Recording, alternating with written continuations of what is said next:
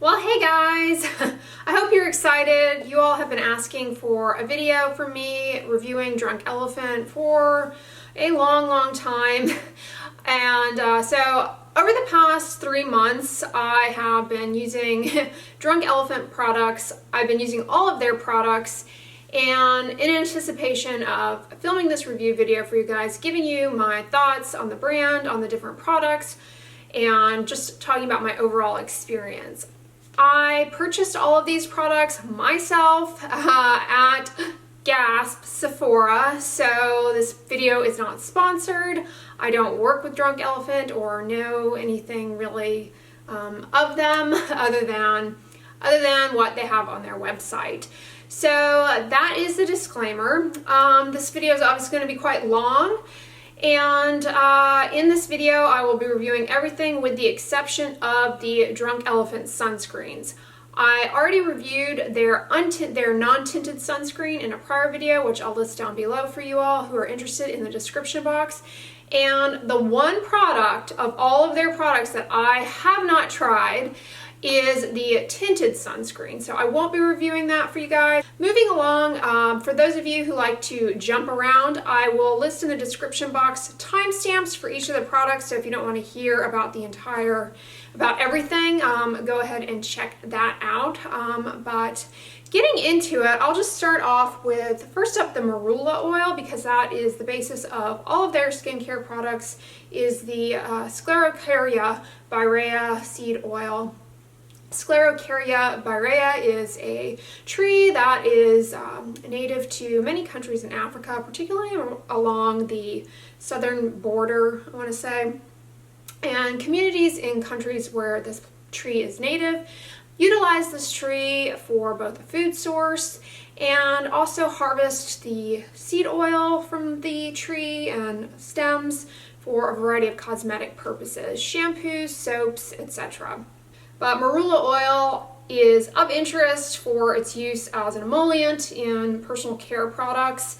There actually was a study examining it for its irritancy potential as well as its ability to function as an occlusive moisturizer, meaning slowing down transepidermal water loss, and its hydrating properties. And that study showed that it's actually a very low irritancy oil.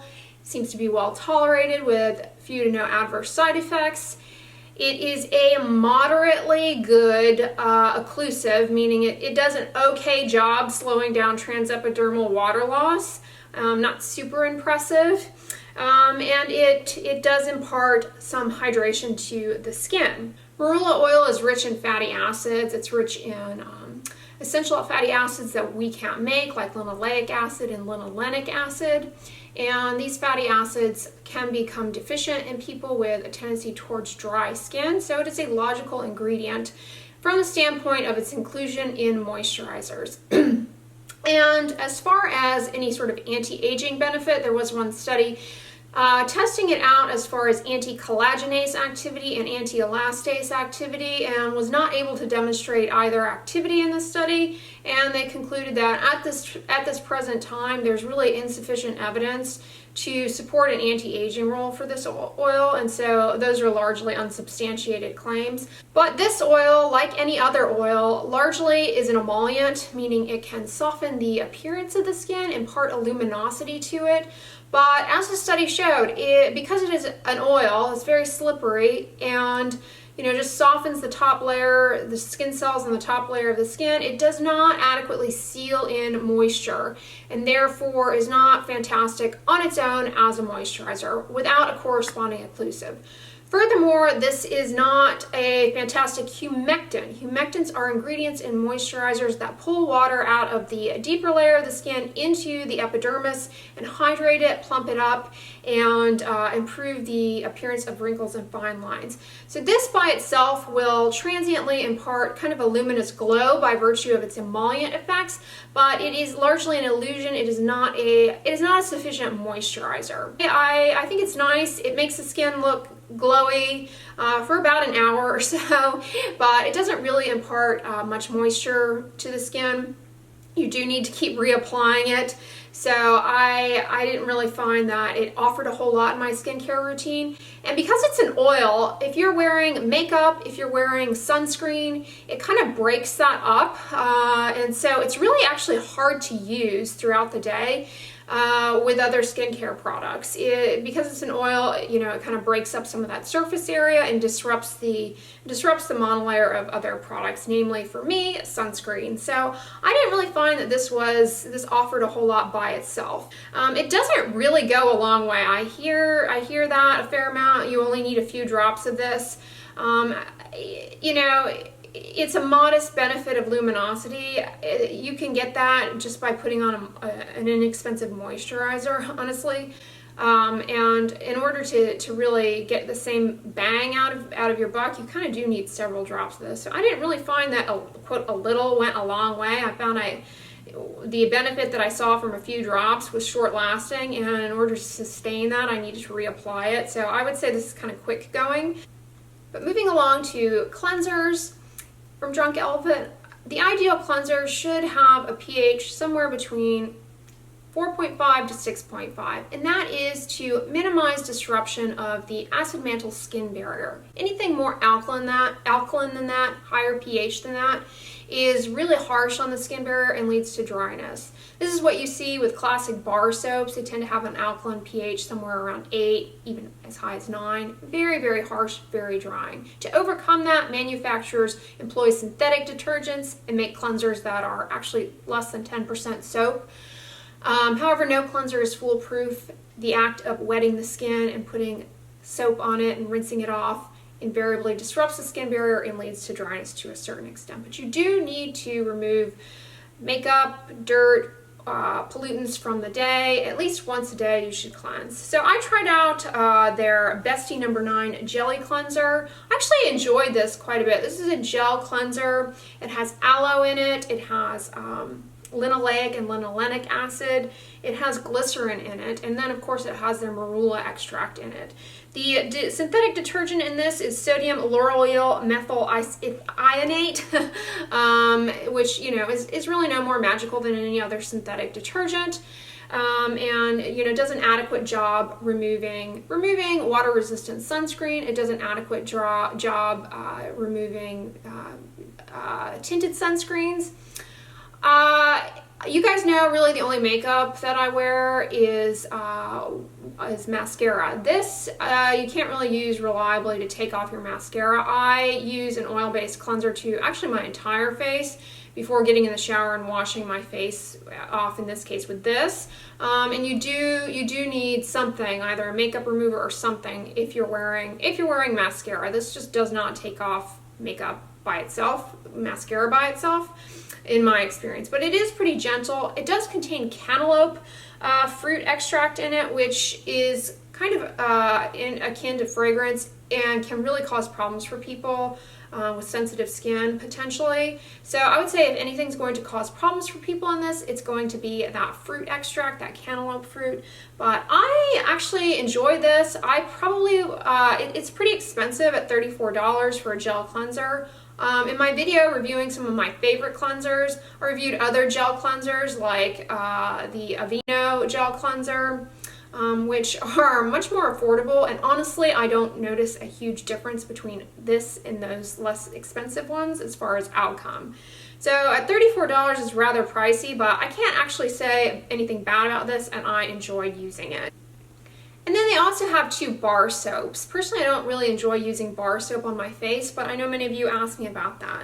They have this Pekee Bar, which is a pH of 6.51. That is getting a little on the alkaline side of ideal at 6.51. This is a travel size of it. I didn't commit to the biggie size.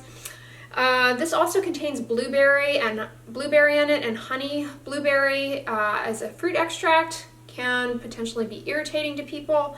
Honey obviously is not vegan, and for people with bee allergies, Hymenoptera allergies, sometimes honey and honey-derived things can be problematic for those individuals. People with a pre-existing allergy to propolis can have problems with honey. So those are ingredients that are potentially problematic. This also has wheat starch in it, so if you have any sensitivity to wheat, do know that. And then the detergent in this is sodium cocoa sulfate. Personally, I found this very, very drying and would not use on my face. Couldn't really hack it on my face. I found it very drying. It's okay as a hand soap, as a bar soap for the hands, and that's how I've been using it. But I would not repurchase this, and I would not recommend it. It is not good on the face in my experience. It's too alkaline and too harsh and drying. And it's 28 bucks for the bar soap, so I was not really impressed with that. Next up is their Juju Bar. This has a pH of 6.34. Again, a little alkaline, but not as alkaline as the Pekee Bar. They recommend that you only use this a few nights a week, I think. It is more exfoliating. It contains bamboo, crushed up bamboo in it to help as a mechanical exfoliant for the skin. I did find this very, very drying, however, particularly on my face. But it's not, I can see why people would like this. Particularly I can see one setting where this would be very helpful, and this is for men with a thick beard. As a lather to the beard area prior to shaving, the mechanical exfoliation in this can kind of help soften some of the beard hairs and potentially reduce the likelihood of ingrown hair. So I think for men out there would tolerate this well in that manner. But otherwise, I didn't really find this is not intended to remove makeup, that's for sure. It's much too harsh, much too drying. It is merely a mechanical exfoliant, and honestly, I really can't recommend it. I found it very harsh. All right, and in the next category, I'm going to touch on their moisturizers. They list 2 moisturizers, but in my opinion they actually have 3. One of them they name as a serum. Moisturizers contain a combination of 3 ingredients. The ideal moisturizer should contain all 3. And those ingredients are emollients that soften the skin. I already touched on this. Those are usually things like oils. Moisturizers also contain humectants that pull water up out of the deeper layer of the skin into the epidermis, hydrate the skin, and slow down, kind of retard transepidermal water loss. They can also pull in water from the environment too and kind of hold it onto the skin and help plump up the skin. Humectants, however, on their own are not sufficient moisturizers if not used with the 3rd ingredient, which is a corresponding occlusive to seal that hydration in that they've pulled into the skin. So moisturizers, in order to be effective moisturizers, they have to have occlusive ingredients to slow down and stop transepidermal water loss. That is the entire goal of moisturizers. So the first product that I consider a moisturizing type product is the B Hydra Intensive Hydration Serum. This is an exclusive humectant. There is no a corresponding occlusive with this, so you need to use an occlusive moisturizer. They have 2 occlusive moisturizers, which I'll talk about, that you could use alongside this. Humectants in this include glycerin, and it also has niacinamide in it, which I've talked about on my channel before in many videos, but if you're new here, niacinamide actually is a cosmeceutical ingredient that probably has some of the most robust data for it as far as efficacy, not only as a brightener. It blocks the transfer of what's called the melanosomes, little packaging balls of pigment. It interferes with that, so it leads to a brightening effect. It's been shown to be helpful in hyperpigmentation, healing acne. It also is calming for redness. It's anti-inflammatory. It can actually it's an antioxidant, but the nice thing about niacinamide is that when applied topically to the skin, it has been shown to increase our skin's production of its own antioxidants. So it kind of helps our skin reboot some of its own antioxidants in itself, and that's great. In addition, it also has been shown to increase clue the skin into making more ceramides, which are part of the lipid structure of our top layer of our skin and our skin barrier. So it is a really logical ingredient. And when I pair this as a humectant along with a corresponding occlusive moisturizer, I really do see a brightening effect. My skin actually does feel softer, and I really like this product a lot. I have to say it's one of my favorite. It really brings a whole lot. However, if you use this by itself, it is not a moisturizer, and you will actually experience worsening dryness and you won't get that softening effect. You need to use it alongside a corresponding occlusive in order to use it properly. And they don't really emphasize that point. So, you know, that would be some feedback to them in terms of their instructions for use to keep consumers happier with this, because a lot of people probably don't find this useful if they're not using it with an occlusive moisturizer. It's great. The other thing that I don't like, however, is that on the site they ask you to combine this in drop-wise form with a variety of their other products. And I'll touch on that when I get to those products, but in my opinion, that is not the most logical way to go about your skincare, to go mixing and matching and cocktailing things. This interferes with the availability of active ingredients. It results in haphazard application of active ingredients, skip areas. It can introduce potentially irritating active ingredients into areas of the skin that are thinner and don't tolerate those ingredients. So I don't agree with that recommendation. They also advise you to do that with their oil, their Marula oil, and I don't think it's smart. The Marula oil is very slippery and can migrate on the face and carry with it some of those active ingredients and cause problems for you. But this, alongside one of their two moisturizing creams or your own moisturizing cream, really, this has to be one of my favorite products. The problematic ingredients in this, however, are there's pineapple fruit extract, apple fruit extract. There are a variety of fruit extracts in here, which can potentially be problematic for people with sensitive skin, fragrance allergies, or allergies to fruits, nuts, trees, etc. All right, so the next moisturizer is the Protini Polypeptide Cream. I have an entire video, which I'll list down below in the description box, talking about the role of peptides in moisturizers. Peptides in moisturizers, just to quickly recap, largely function as humectants, and there are many moisturizers out there that have a panoply of synthetic peptides, and the Protini is one such example. In addition to peptides, this is also touted to contain growth factors. Growth factors in topical moisturizers, topical cosmeceuticals, are actually rather controversial. First of all, whether or not they actually get into the skin and do anything seems very, very, very unlikely. So that in and of itself is questionable. Also, the safety of using growth factors is also of theoretical concern. If they do actually get in and stimulate growth, could they potentially stimulate the growth of precancerous cells in the skin? So they're actually a controversial ingredient. The Protini Polypeptide Cream claims to contain growth factors that will boost collagen production, but suffice it to say, by and large, it seems that growth factors, along with synthetic peptides, largely function as humectants in moisturizers, meaning, again, they pull water from the deeper layer of the skin up into the epidermis and plump it up. In addition to containing a variety of synthetic peptides and growth factors that function as humectants, this product also has soybean filtrate in it. Soybean filtrates, ferment filtrates, contain beta-glucans, which have rich hydration properties. They're very, very nice humectants. Soybean in particular is rich in isoflavones, which are antioxidants, and topical soybean has been shown and is established as a cosmeceutical brightener. It can inhibit the transfer of pigment cells, or the uptake, of pigment to some of the surrounding skin cells. So it can be helpful for hyperpigmentation.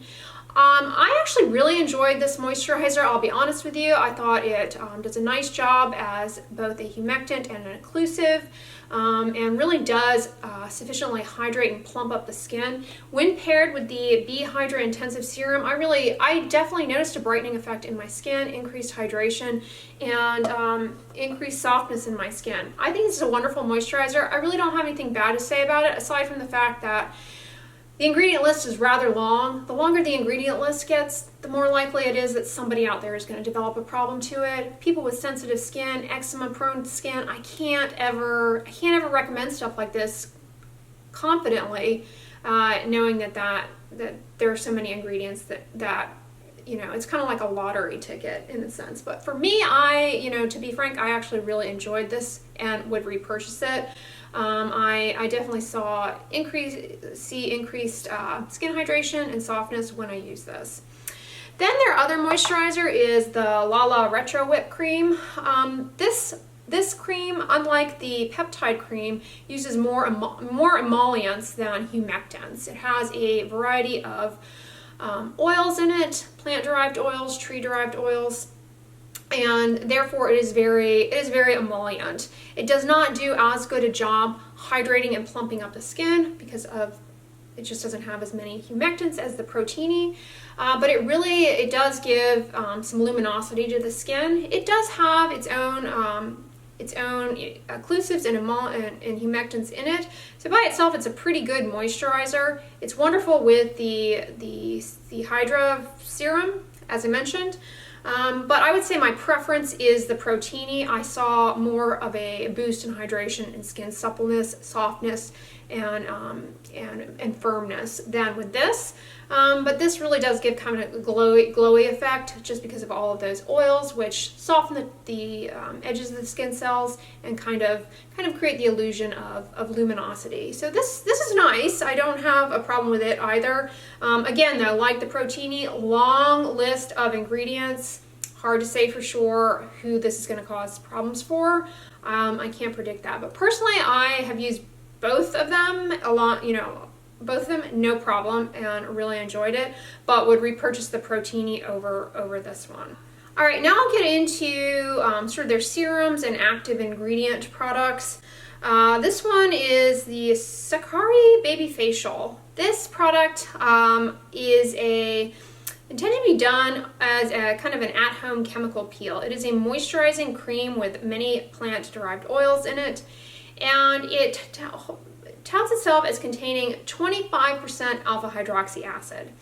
I will call your attention to my alpha hydroxy acid video, in that saying that this has 25% alpha hydroxy acid is like saying that a city has 25% people. It doesn't tell you anything about the people that live there, their ages, anything like that. Similar holds true for saying something has 25% alpha hydroxy acid. Alpha hydroxy acids include things like glycolic acid, which is the smallest alpha hydroxy acid, can penetrate the deepest into the skin and exfoliates the skin. Also other alpha hydroxy acids are things like tartaric acid, which I believe this has, lactic acid, and citric acid. Their ability to exfoliate the skin depends on the free acid concentration. The percent of acid tells you nothing about the efficacy of the product as far as an exfoliant. In order to know that, you need to know the percentage of each individual alpha hydroxy acid in this product, as well as the pH and the pKa of each of the acids, in order to calculate how much free acid there is, to really understand how well they are as exfoliants. By and large, alpha hydroxy acids in over-the-counter products, by and large, they function as, just like peptides in your moisturizers, they function as humectants, in that they can hydrate the skin and plump up the skin. And at best, in the very, very modest concentrations in which they're present in over-the-counter products, they can very, very lightly exfoliate the top layer of the skin, the stratum corneum, and kind of help improve brightness, soften the skin, help with dull, dry appearing skin. So the 25% alpha hydroxy acid in this, it gives me pause. I don't have a lot of confidence in that. Furthermore, one of the limitations of alpha hydroxy acids is penetration into the skin, and getting across the oil-rich surfaces of our skin. So the fact that this is in such a moisturizing cream leads me to believe that there's really not doesn't give me much confidence that the alpha hydroxy acid in this is able to actually function as an acid, given that you've created a larger barrier to it getting in. I do believe, however, the alpha hydroxy acids in here do function nicely kind of as moisturizers and maybe to lightly exfoliate the skin.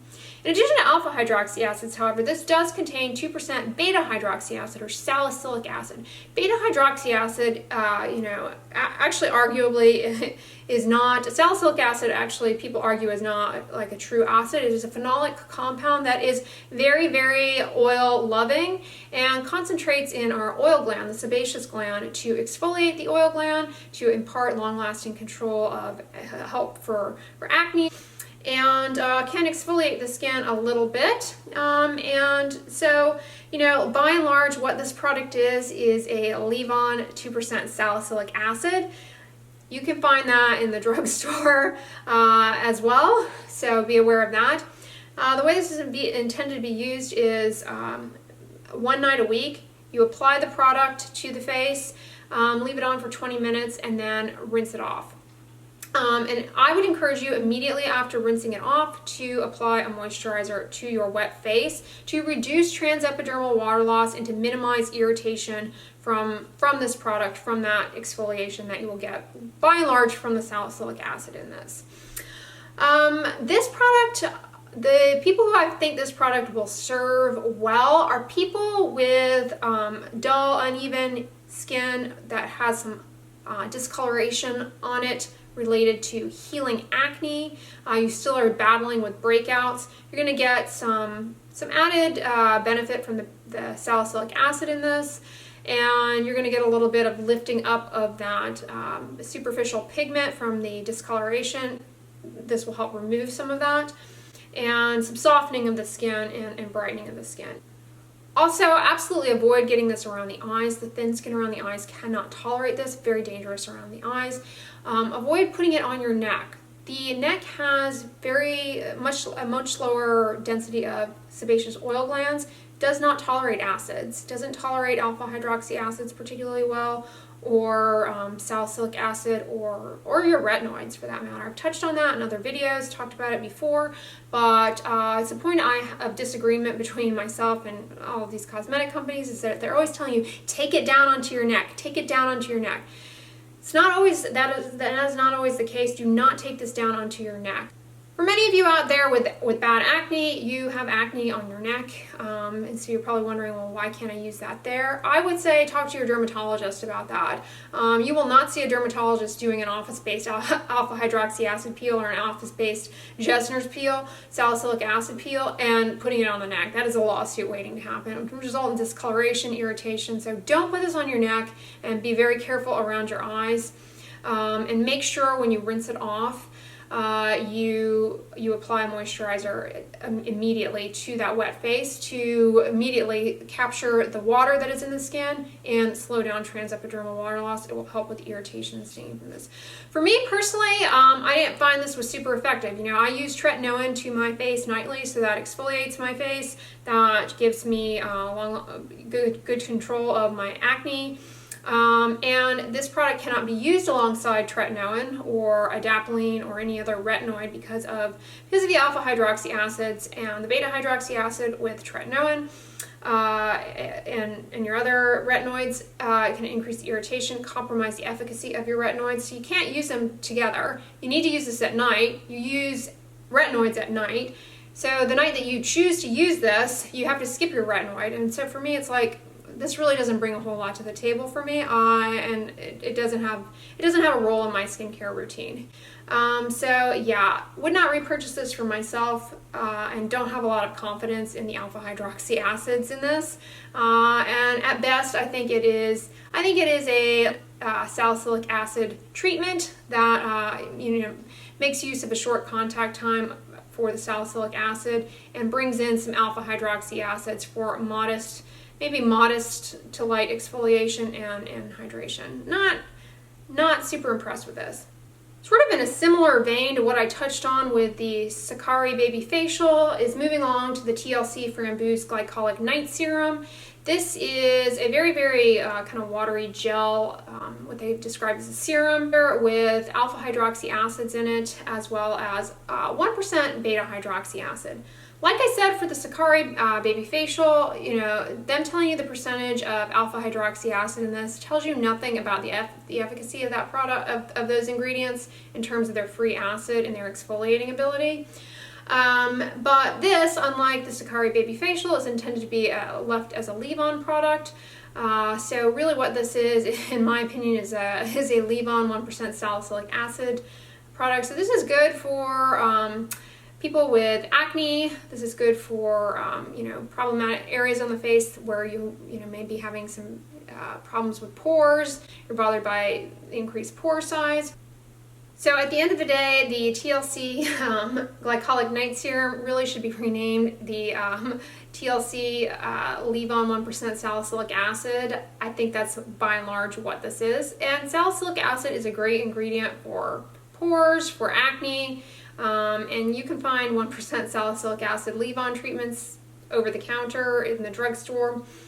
But the vehicle is pretty nice. I will say, like I'm going to say for everything, but I know many of you are skipping around, that in both the case of the Sukari Babyfacial and the Framboos Glycolic Night Serum, both of these have such a laundry list of other ingredients, fruit extracts, and that sort of thing. Really, really makes me nervous. It really sets you up for problems potentially with irritation and developing a sensitivity, particularly when you combine these plant extracts and fruit extracts with acids that are exfoliating your skin. It just increases the exposure to potential antigens, and when there are that many potential antigens by virtue of that phone book of ingredients, you can really set yourself up for problems. So I don't love that about these products, but I personally used them and didn't have any problem with them. Neither of them can be used with your retinoids. So for me, somebody who uses tretinoin every night,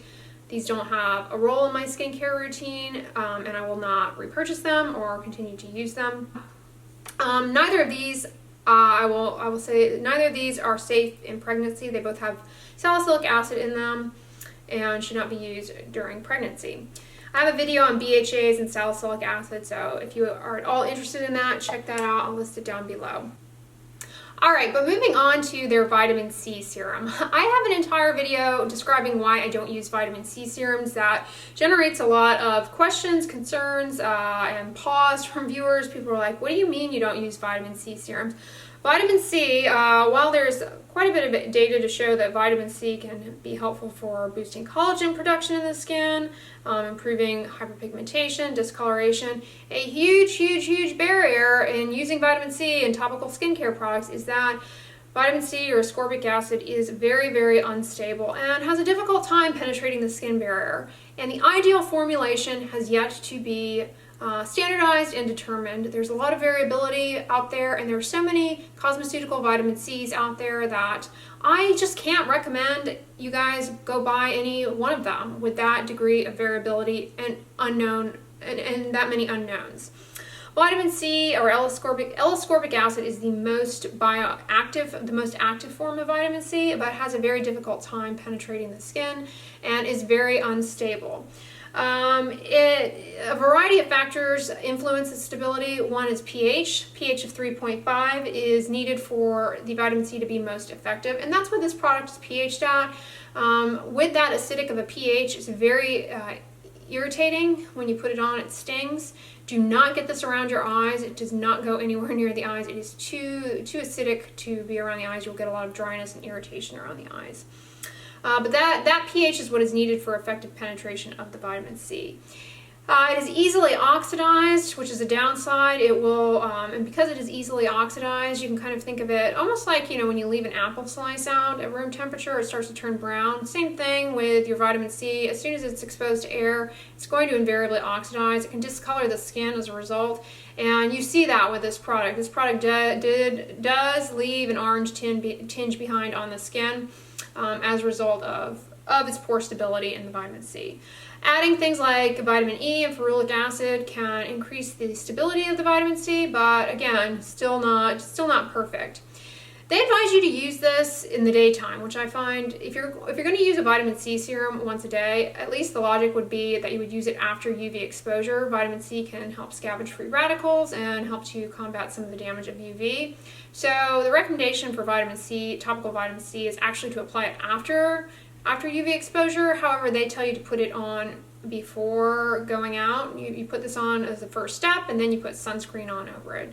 All right, if that's how they want you to use it, I suspect they want you to use it that way because they want to sell you a night serum to use at nighttime. But they should really just tell you to use this. Actually, the studies show studies were done using vitamin C topically every 8 hours. So, if Drunk Elephant really wants to get more of your money, they should tell you to use it every 8 hours. I've used this for 3 months. Do not see a brightening effect whatsoever when I use this. In fact, because of the pore stability, it discolors the skin, leaves an orange tinge behind. So if anything, it kind of makes my skin look like it has more hyperpigmentation. So that's not ideal. Another barrier in getting vitamin C into the skin is the product formulation, the vehicle formulation. Vitamin C is water soluble, so that's part of the reason why it has a hard time getting into the skin.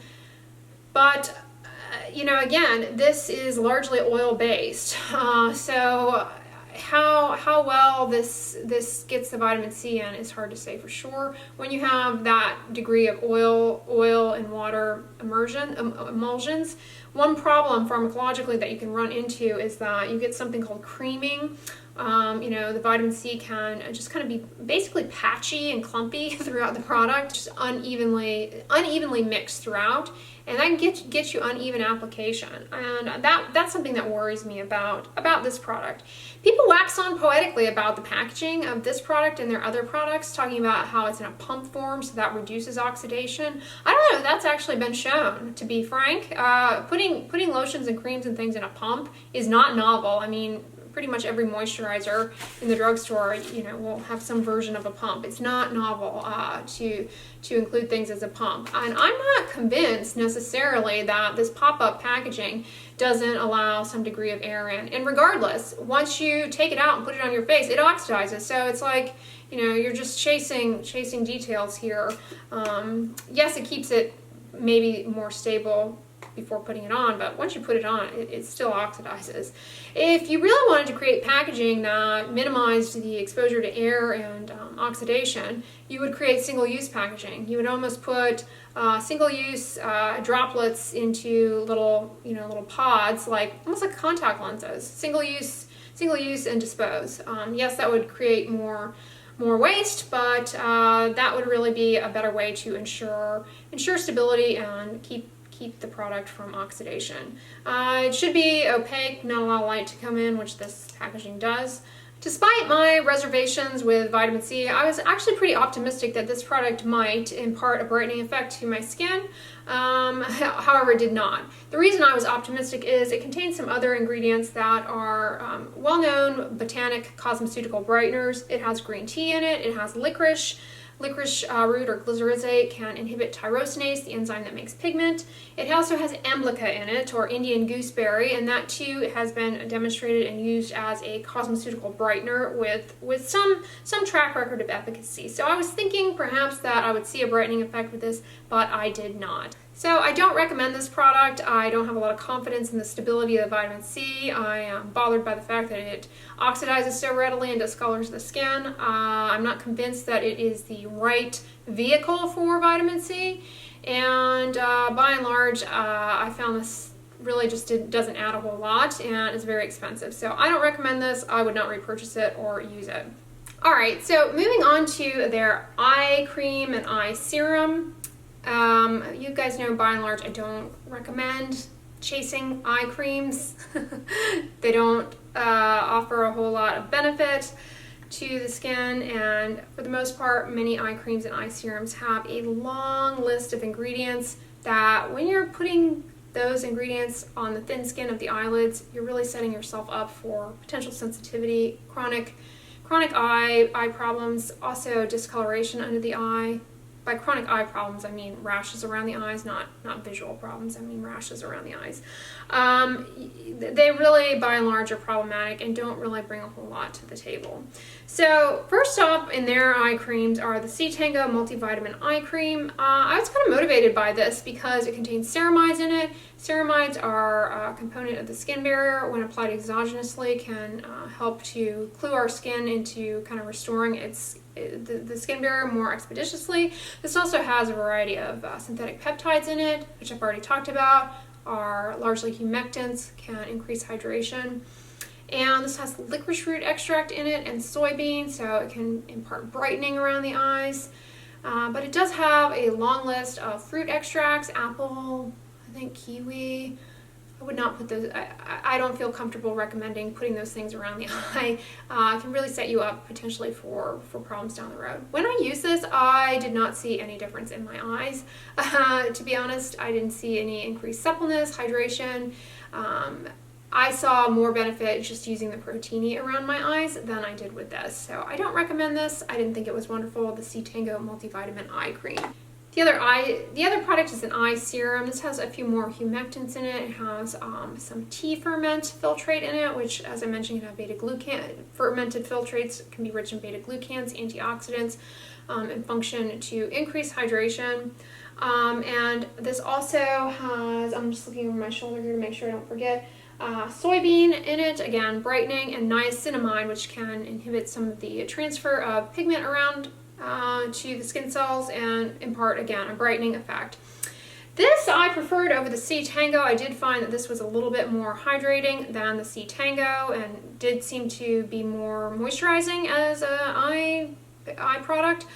But again, I did not find that this was any better than the Protini. So for me, I would not repurchase either of the eye cream, eye products, eye cream, eye serum. I didn't find that they offered a whole lot, and I really didn't find that they were helpful in improving the appearance of fine wrinkles and lines around the eyes, like other moisturizers that I've used to my face in prior videos and in my prior skincare routines and my current skincare routine. Alright, so the Lippe Balm, I really enjoyed this, and I think those of you out there who ask me frequently if I can recommend a product that will improve the appearance of hyperpigmentation on the lips, I think you'll be happy with the Drunk Elephant Lippe Balm. It has soybean in it, it has licorice root extract in it, and it also has green tea in it, all of which can impart a brightening effect. And honestly, I do see a brightening effect with this on my lips when I use it. They do have kind of a glowy brightness to them that's really nice and very cosmetically appealing. This also has linoleic and linolenic acid in it, which can help to just moisturize the skin, help with the skin barrier, as those are essential fatty acids, help with the lip barrier. However, this product is not sufficiently occlusive for those of you out there who have dry, cracked, chapped lips. This will not repair that. It does not have, it's not occlusive enough for that. You need something like Vaseline or Vani-Ply, CeraVe Healing Ointment. Those are much better choices in that setting than this. This will perhaps improve the appearance of chapped lips transiently, but doesn't really mechanistically address the issue that's going on with dry chapped lips, which is increased transepidermal water loss and largely irritation from water, from saliva, from licking the lips, and from potential irritants that you may be applying. But for those of you out there who just want to kind of brighten up the lips for cosmetic reasons, I think you'll really like this. I personally have enjoyed using it, but it doesn't replace for me my CeraVe Healing Ointment. I still need that at nighttime as a good occlusive moisturizer, but during the day I find that this kind of brightens things up. I wish it had sunscreen in it. I prefer using a sunscreen on my lips personally for sun protection. This does not offer that, but for like going out at night, this is great. You know, if you are like me and you don't wear makeup, but you just kind of want to brighten up the lips without using like a lipstick, this is a good choice. I really enjoyed it and I would actually repurchase this. I think it's $18, so expensive for a little tiny lip balm, but you know, not the most expensive thing in this lineup. They tell you to use this around your eyes. I did not use it around my eyes. I can imagine that that would likewise have a brightening effect.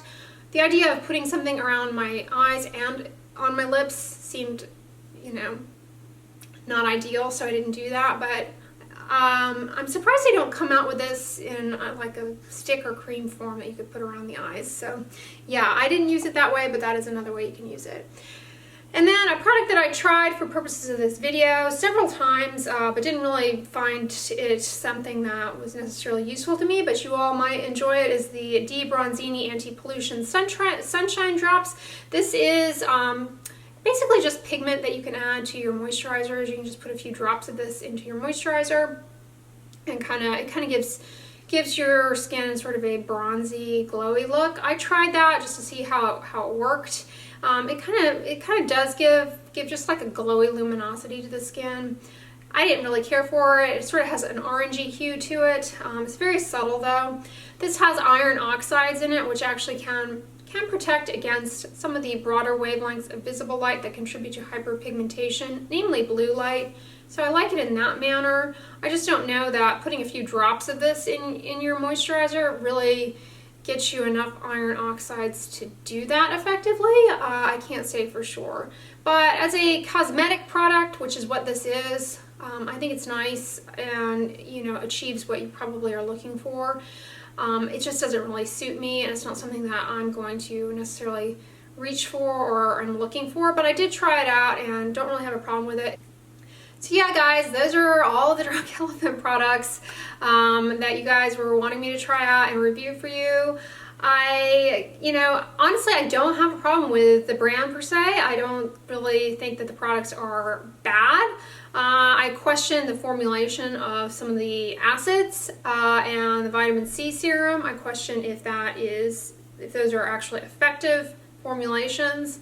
And I worry with ingredient lists that are that long and that substantial that there is the potential for irritation.